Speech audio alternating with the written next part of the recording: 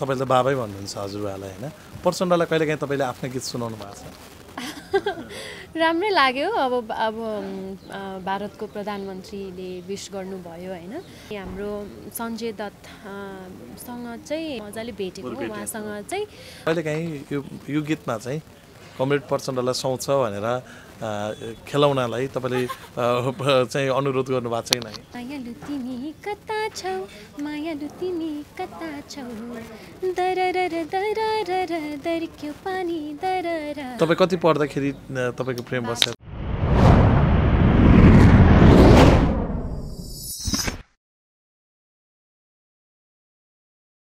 स्मिताजी स्वागत छ सम्पूर्ण धन्यवाद तपाईलाई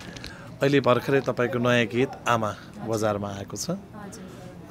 यो माता तीर्थऔसी अर्थात् आमाको मुख हेर्ने दिनमै बजारमा ल्याउनु भयो यो आमा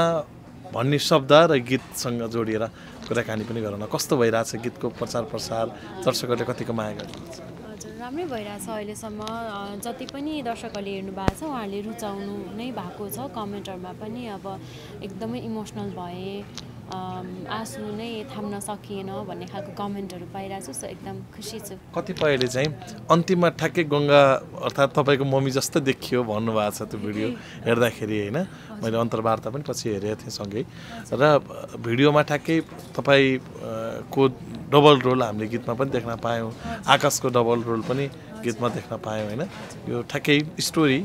तपाईको जीवनमा मेल नखाए पनि धेरैको जीवनमा मेल खान्छ हैन हजुर हजुर त्यही त अब एकदम रिलेटेबल सबैलाई रिलेट गर्न मिल्ने आमाको एउटा बच्चाले चाहिँ आमाको लाइफको स्ट्रगलहरू हैन हरेक फेजहरू त्यसो त्यो देखाउन खोजेको छ सो हजुर रिलेटेबल छ जस्तो यो दुर्घटनाकै कुरा जोडौँ नेपालमा धेरै पटक जहाज दुर्घटना भएको छ धेरै पाइलटहरू मात्रै देहासन भएका छैन कि अन्य व्यक्तिहरू पनि छन् तर त्यो पाइलटकै कथा तपाईले समेट्न खोज्नु भएको रहेछ यो तपाईको चाहना हो कि गीतकार को चाहना हो के हो मेरो भन्दाखेरि पनि यो चाहिँ डिरेक्टर सुनिल छेत्रीज्यूको चाहिँ कन्सेप्ट हो हैन मैले उहाँलाई गीत सुनाइसकेपछि उहाँले चाहिँ यस्तो यस्तो गरेर कन्सेप्ट लिएर आउनु भएको थियो 2-3 वटा अनि मैले चाहिँ त्यहाँ मध्येको यो चाहिँ एकदम मार्मिक खालको लागेर अनि यो सेलेक्ट राम्रो लागेर सेलेक्ट गरेको जस्तो चेतन सापकोटासँगको तपाईको यो पहिलो सहकार्य जस्तो लाग्छ कि हैन है पहिला पनि गर्नुभएको थियो यो गीत एक्चुअली मेरो पहिलो गीत हो बाल गीत हो यो आमा भन्ने गीत चाहिँ मेरो पहिलो गीत स्मिता भन्ने एल्बमको 6वटा गीत मध्ये एउटा गीत हो त्यो चेतन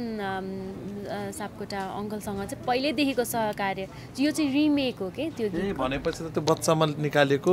त्यो एकदमै हिट गीत पनि हो त्यो तपाईको जीवनको अहिले याद भयो त्यही त कहाँ सुनेको दर्शकहरूले नै त्यो फिल गरिरहनु भएको छ कि कहिले सुनेको कहाँ सुनेको जस्तो तर त्यसलाई अलि तपाईले त्यो बेलामा भनौँ न बाल गीतको रूपमा ल्याउनु भएको थियो नि यसलाई अब चाहिँ हैन अहिलेको जेनेरेसनलाई छुने गरी निकाल्नु भयो हजुर हजुर पहिला चाहिँ चाइल्ड भर्जनमा भयो मेरो मैले आफैले गाएको बच्चा बेलामा अहिले चाहिँ अब फेरि मलाई त्यो गीत चाहिँ एकदमै पहिल्यैदेखि रिलिज गर्न मन थियो कि अनि त्यही भएर अहिले चाहिँ मौका जुर्यो निकाल्नु त्यो चाहिँ तपाईको भर्खरको सपना थियो गीत सङ्गीतमा आउने हैन अहिले त तपाईँ परिपक्व भइसक्नुभयो गीत सङ्गीतमा पनि विवाहको कुरा थोरै जोड्छु तपाईँ अब जन्मघरबाट माइती घर छोडेर भनौँ जन्मघर माइती घर छोडेर अब पराई घर गइसक्नुभयो यो जिन्दगी चाहिँ कस्तो बित्दैछ तपाईँको मलाई चाहिँ त्यस्तो छोडेर गएको जस्तो अनुभूति भएको छैन अहिलेसम्म किनभने धेरै टाढा पनि छैन अनि जाने आउने अनि आधी यता बस्ने आधी उता बस्ने जस्तो नै भइरहेको छ र विवाह पछिको जीवनमा राम्रै सहज हिसाबले एकदम रमाइलोसँग बितिरहेको छ अहिलेसम्म तपाईले मन पराएकै व्यक्तिसँग विवाह भयो तपाईँ आफैले भन्नुभएको थियो इन्स्टाग्राममा लेख्नु भएको थियो कि मेरो बाल्यकालकै प्रेमी भनौँ न हैन तपाईँ कति पढ्दाखेरि तपाईँको प्रेम बस्यो त ब्याचलर पढ्दाखेरि ब्याचलरको पो हो बाल्यकालको नि होइन होइन ब्याचलर ए ब्याचलरमा भेटेको भनेपछि 2-3 वर्ष मात्र तपाईँको प्रेम हो होइन ब्याचलरमा भेट्यो अनि त्यसपछि 6 इयर्स प्लस भयो 6 वर्ष प्लस लामै हो यो 6 वर्ष लामै हो भनेको तपाईँको बाबा होइन मम्मी त्यति मात्र नभएर हजुरबाबासँग त थाहा थियो कि उहाँसँग विवाह हुँदैछ थाहा थियो विवाह हुनु अगाडि धेरै अगाडि नै थाहा थियो परिवारमा विवाह चाहिँ हुन्छ भनेर उसँग जस उहाँहरूले स्वीकारिसक्नु भएको इन्टरकास्ट पनि हो तपाईँको होइन यो चाहिँ जस्तो इन्टरकास्ट पनि एकदम भव्यसँग विवाह भयो उहाँहरूको परिवारले नै स्वीकार्नुभयो यो विवाहलाई होइन कहिलेकाहीँ इन्टरकास्टलाई चाहिँ परिवारसँग स्वीकार्न गाह्रो होला कि भन्ने सोच्नु भएको थियो कहिले पनि मेरो परिवारले चाहिँ स्वीकार्दैन भन्ने त मलाई कहिले पनि आएन किनभने हाम्रो परिवारमा धेरै जस्तो इन्टरकास्टै सबै कास्टको हुनुहुन्छ कि फ्यामिली मेम्बरहरू सो त्यो थिङ्किङ त आउँदै आएन दिमागमा मगर हुनुहुन्छ सबै कास्टको हुनुहुन्छ त्यही भएर त्यस्तो थिङ्किङ त आउँदै आएन हजुर भनेपछि बाबा मम्मीकै चाहिँ तपाईँलाई होइन अनुमति थियो सपोर्ट एकदमै विवाह पनि एकदमै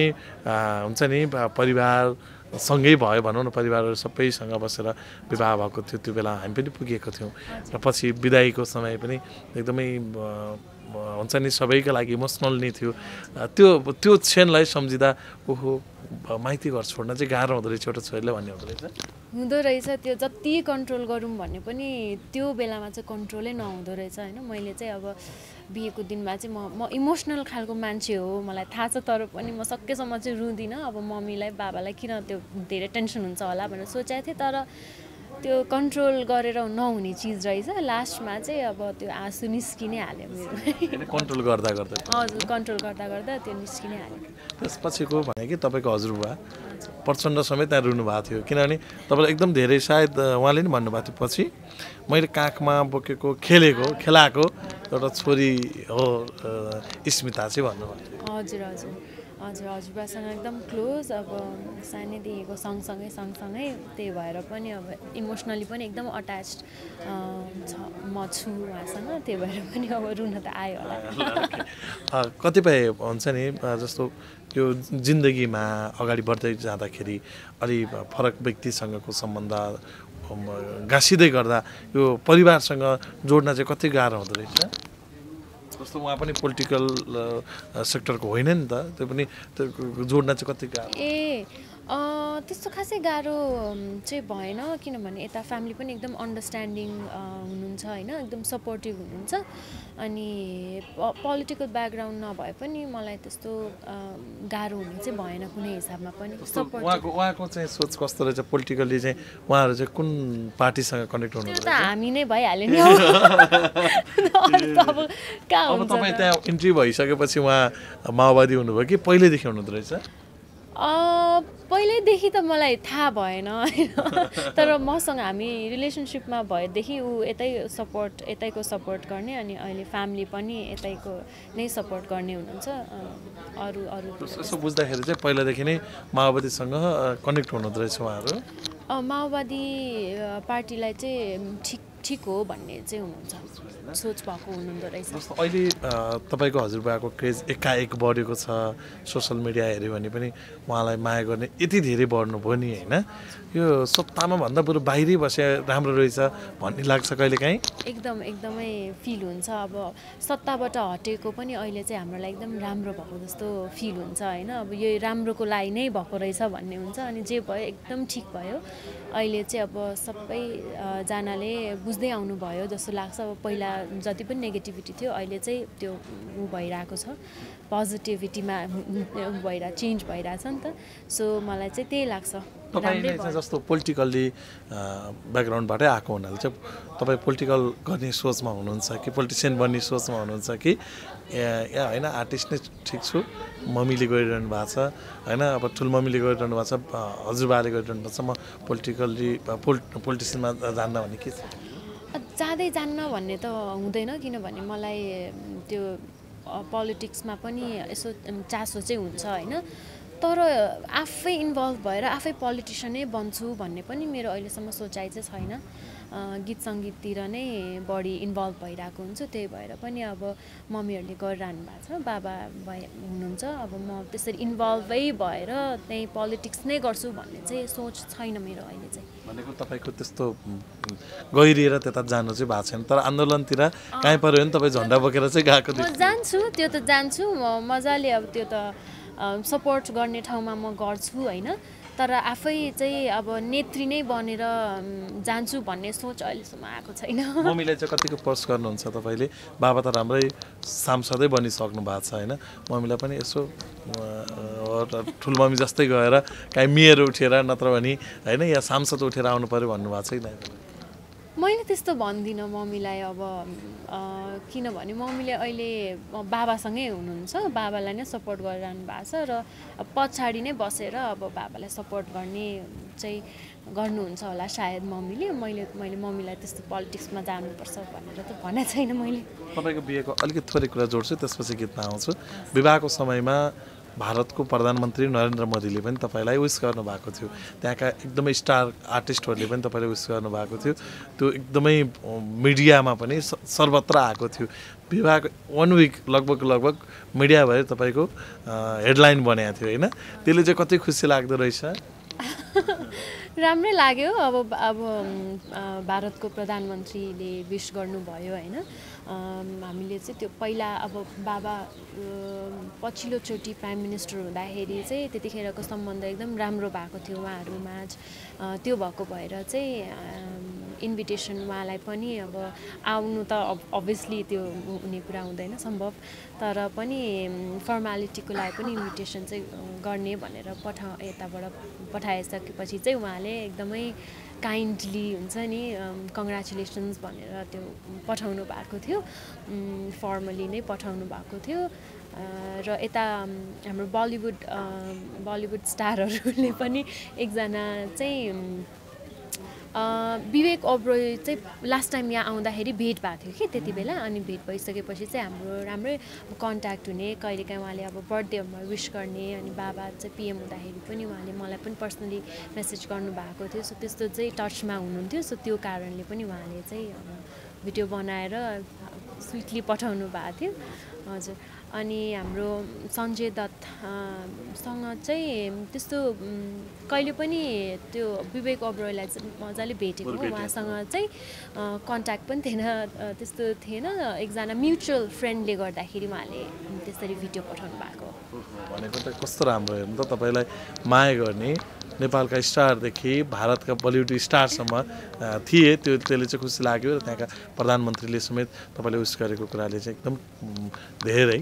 समाचारहरू बनेको थियो त्यो कारण मैले त्यो जोडिहालेँ अब थोरै गीतकै कुरा जोड्छु तपाईँले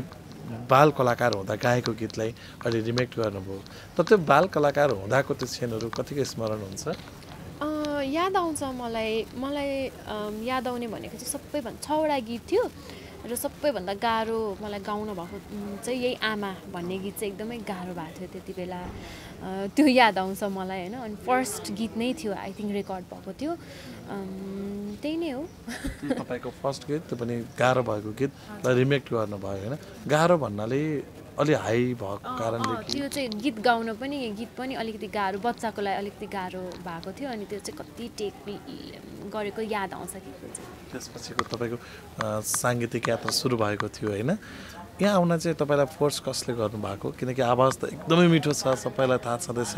होइन एउटै गीत काफी छ मायालु तिमी कता छौ होइन त्यो गीतले त तपाईँलाई विश्वभर चिनाउन साथ दिइहाल्यो तपाईँलाई खास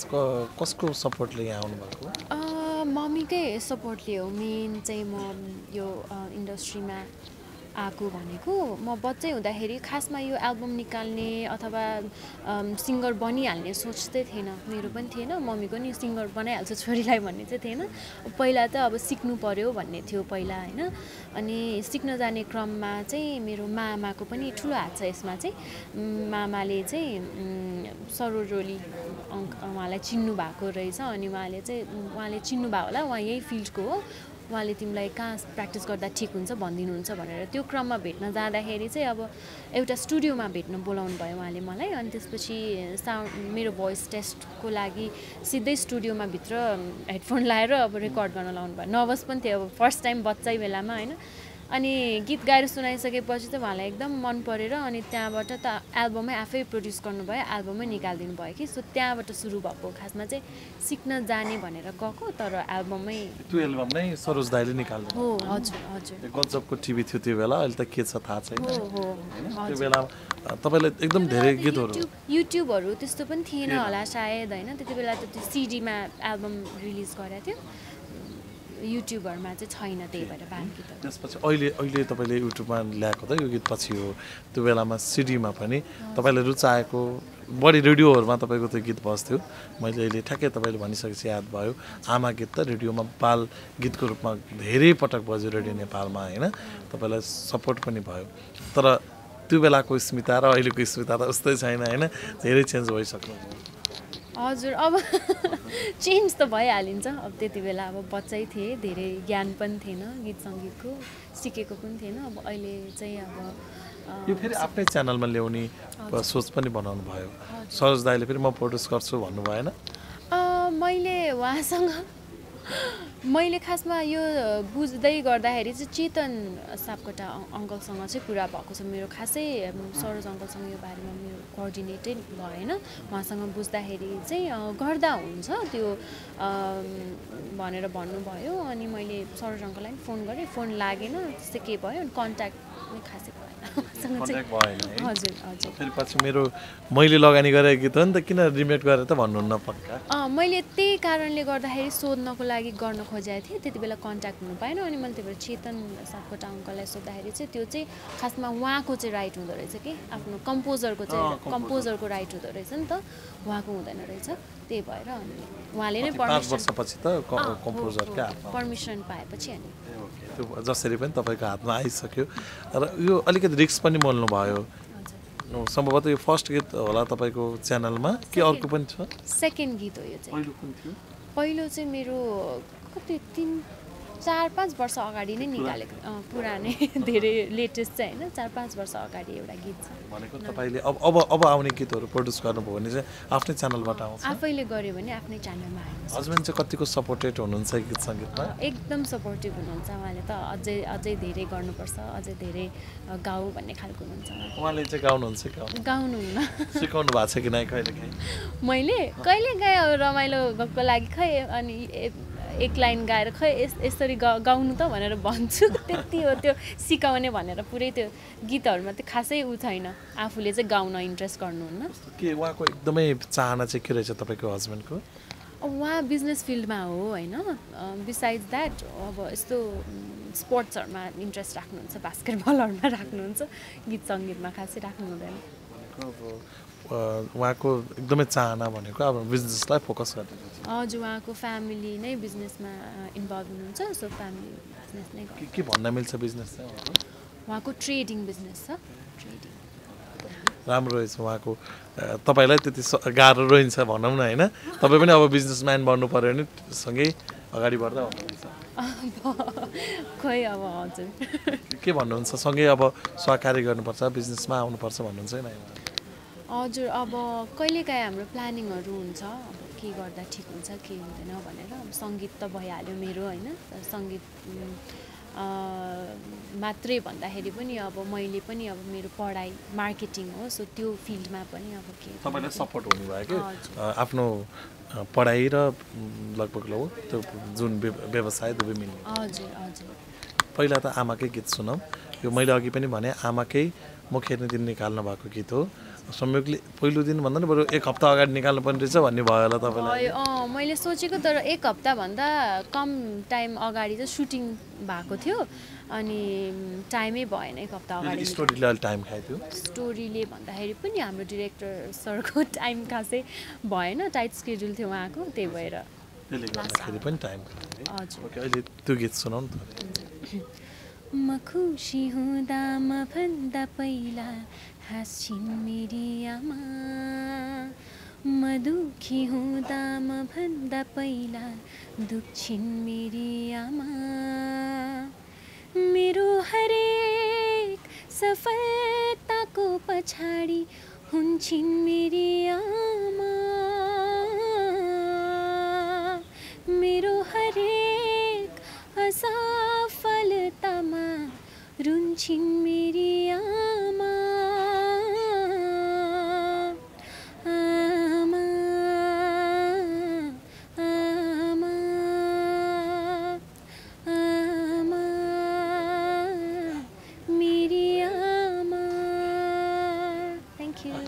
थियो र अब आकाशलाई रोज्नेको कुरा जोड्छु होइन यो गीतमा आकाशलाई रोज्नुको कारण म र हाम्रो सुनिल दाई डिरेक्टर चाहिँ बसेर यसो छलफल गर्दाखेरि अनि पाइलटको रोल छ भनेर भन्नुभयो अनि पाइलटको रोलमा चाहिँ मलाई पनि आकाशजी नै एकदमै म्याच हुन्छ जस्तो लाग्यो अनि उहाँले नि म आकाशजीसँग कुरा गर्छु भनेर त्यसरी हो पाइलटको रोलमा चाहिँ उहाँलाई म्याच हुन्छ मानिहाल्नु भयो कि अलि टाइम लाग्नु भयो मान्नुभयो उहाँ एकैछिनलाई चाहिँ म अब एकछिनपछि खबर गर्छु भन्नुभएको थियो उहाँको टाइम फेरि सर्ट पिरियडमा हामीले नोटिस पनि सर्ट पिरियडमा दिएको थियौँ उहाँले थ्याङ्कफुली मानिहाल्नु भयो त्यसपछि तपाईँको यो गीत बन्यो कतिले चाहिँ होइन आफ्नै हस्बेन्ड राखे नि हुन्थ्यो हिरै हुनुहुन्छ भनिरहनु भएको छ नि त होइन हस्बेन्ड फेरि मिडियामा आउन अलि इन्ट्रोभर्ट हुनुहुन्छ कि अलिकति कम बोल्ने अनि अलिक एक्टिङ गर्ने त झन् नामै छैन त्यो त झन् सक्नुहुन्न उहाँले क्यामेरा अगाडि अलिक लजाउनुहुन्छ आफू जे भयो आफ्नो श्रीमान जे भयो त्यो नहोस् भन्ने सन्देश यो गीतमा छ होइन मेरो छोरीको श्रीमान चाहिँ त्यो नहोस् मतलब यहाँ के कुरा जोड्न खोजेको कतिपयले अब पोलिटिसियन भने अब आफ्नो छोरीको नि त्यो चाहिँ नहोस् भन्न खोजे हो कि के हो यसको स्टोरी यो स्टोरी चाहिँ अब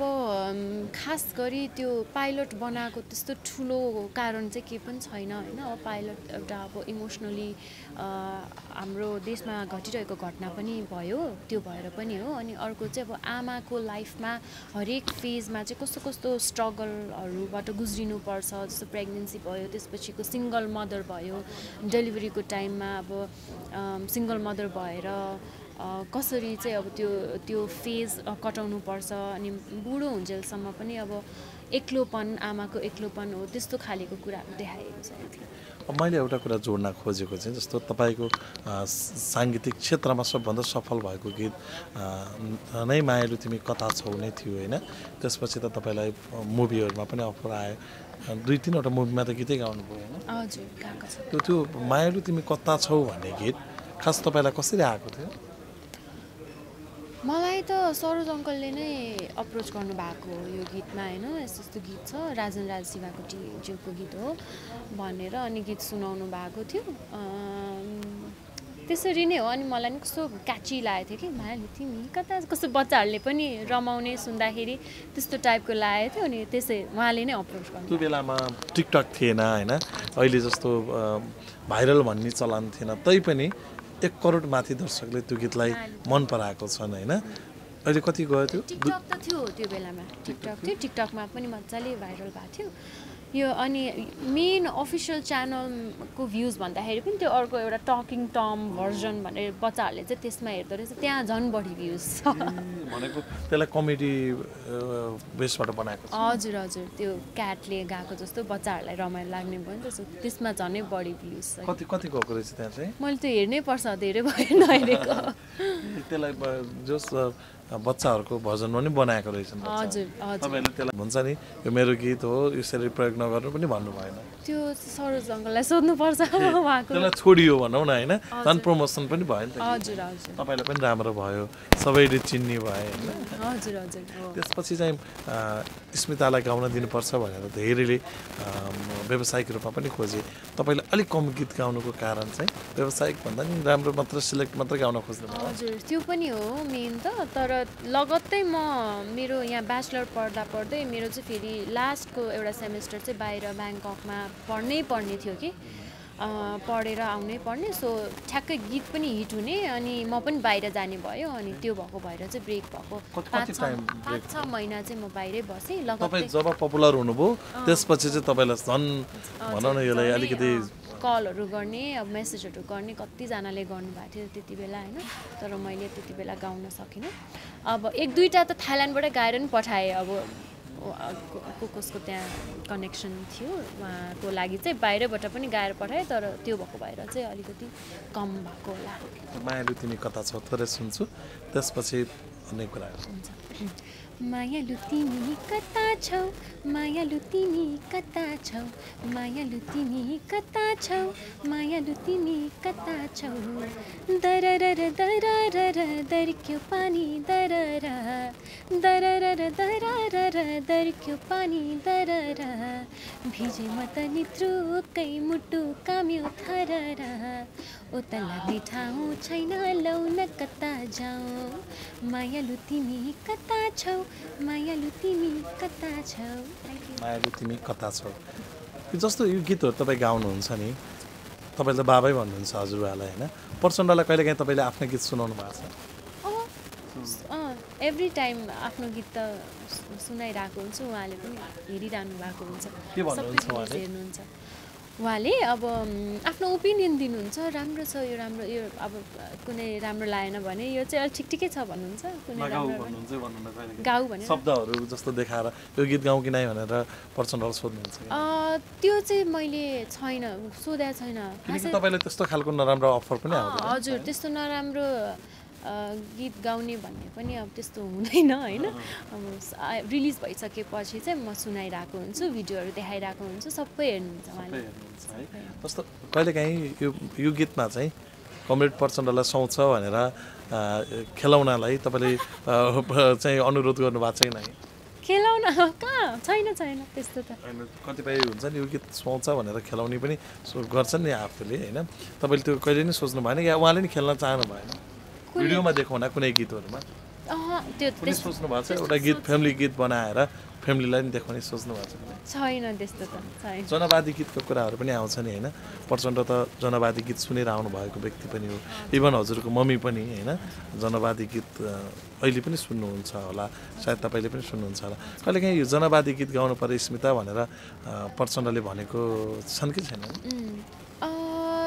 जनवादी गीत नगाएको पनि होइन मैले गाएको छु पहिला युट्युबमा नभए पनि थुप्रै गीतहरू गाएको छु पार्टीको गीतहरू गाएको छु बाबाको लागि गाएको छु होइन सो त्यही भएर भन्नु हुँदैन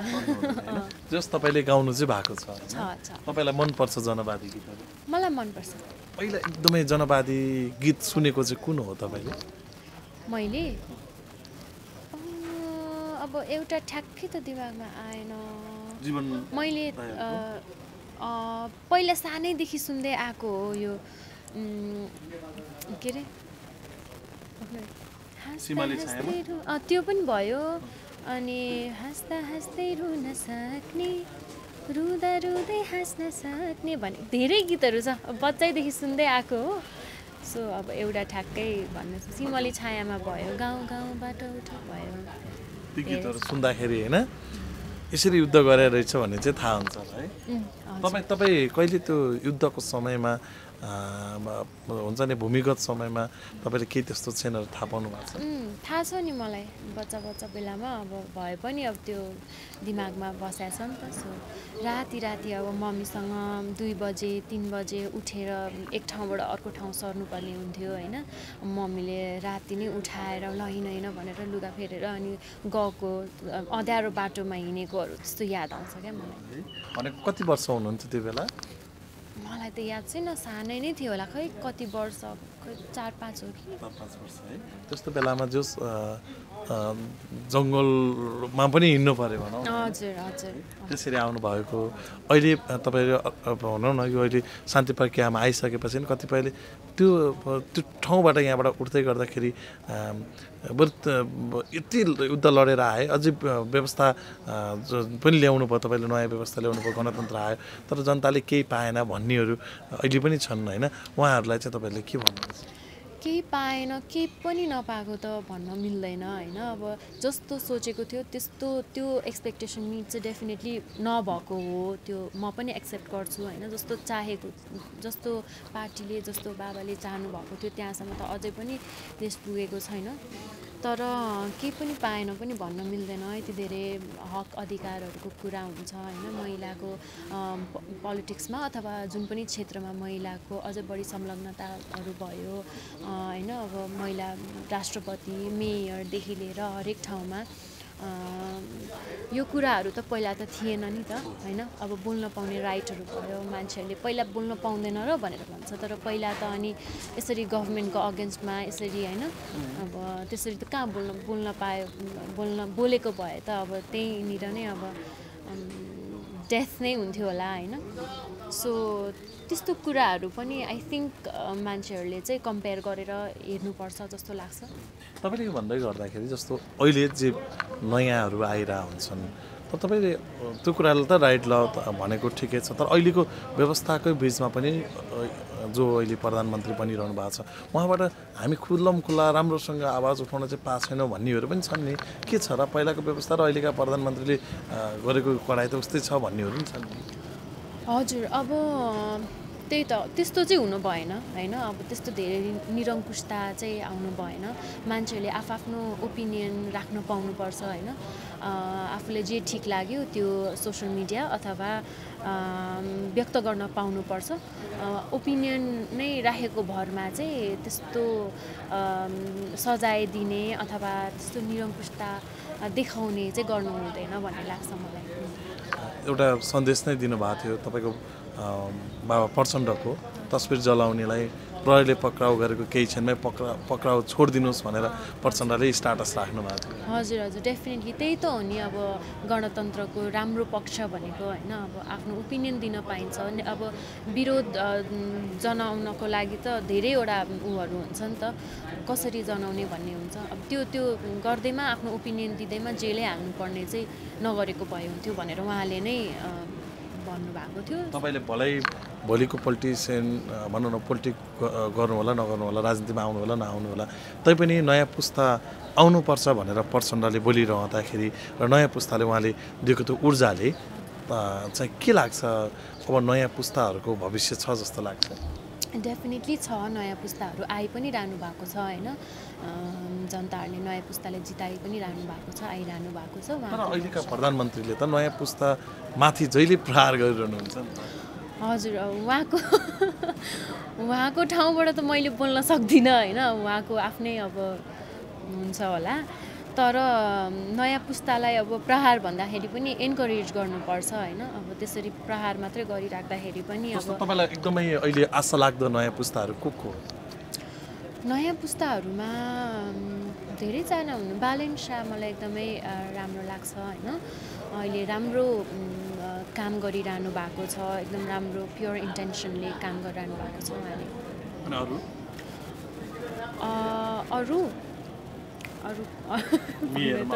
अरू मेयरमा मेरो ठुलो मम्मी भइहाल्नु भयो उहाँ त बेस्ट भइहाल्नु भयो होइन आफ्नै मान्छेको किन कसरी गर्ने भनेर मात्र नयाँमा अब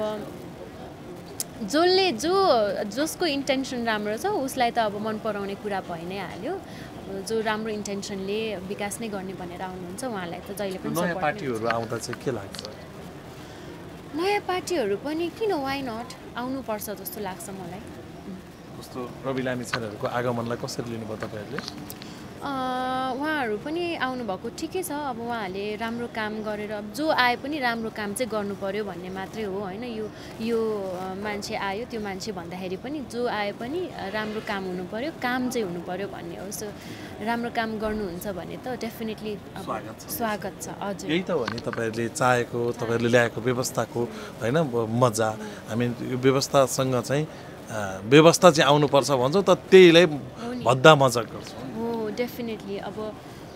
यस्तो राम्रो व्यवस्था छ होइन अब पार्टीमा पोलिटिक्समा आउन चाहनेहरू पनि अब सहज रूपमै अब आएर होइन देश विकास गर्ने राम्रो इन्टेन्सन छ भने जनताहरूले जिताइदिइहाल्नुहुन्छ होइन सो जाँदै अब धेरै कुराहरू आइहाल्यो गीतकै कुरा अन्तिममा तपाईँलाई एकदम गाउन मन लाग्ने गीत कुन हो र तपाईँको गीत दर्शकहरूले कसरी हेर्न पाउँछन् अहिलेको त्यो पनि एकदमै गाउन मन लाग्ने भनेको मेरो लुकाउने ठाउँै छैन भनेको छ लुकाउने ठाउँै छैन देखाउने आँटै छैन यो मायाले दिएको जाली रुमाल चिनोभरिलाई दिउ त केही छैन नदिउ त मन मान्दैन यो मेरो सम्झना मायालाई के दिनु बढी है थ्याङ्क यू जाँदा जाँदै आम दर्शकलाई अहिलेको नयाँ गीत कसरी हेर्न पाइन्छ भन्नुहोस्। अहिलेको हाम्रो नयाँ गीत आमा चाहिँ मेरो official YouTube channel Smita Dahal मा गएर हेर्न सक्नुहुनेछ, अथवा मेरो नाम टाइप गर्यो भने त्यो आइहाल्छ युट्युबमा, त्यसरी हेर्न सक्नुहुनेछ। सबैजनाले हेरिदिनु होला, कस्तो लाग्छ राम्रो नराम्रो कमेन्टमा पनि लेखिदिनु होला। Thank you so much. Thank you so much, यो महत्त्वपूर्ण छ। हस्, थ्याङ्क यू।